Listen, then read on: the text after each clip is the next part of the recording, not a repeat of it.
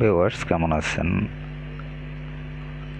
আমার চ্যানেলে আপনাদের সকলকে স্বাগতম।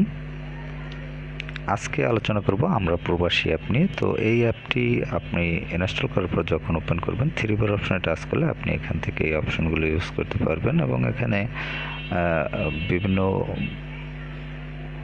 বহিরাগত যে বিষয়গুলো সেগুলো ইউজ করতে পারবেন। এন্টারটেনমেন্ট অপশনে আপনারা এই অপশনগুলো ইউজ করতে পারবেন। এছাড়া থ্রি বার অপশনে আপনি পাসপোর্ট অফিস, এখান থেকে পাসপোর্ট অফিসের যে নাম্বার সেগুলো সংগ্রহ করতে পারবেন, অ্যাম্বাসি নাম্বার সংগ্রহ করতে পারবেন। এছাড়া মেডিকেল এজেন্সি রয়েছে।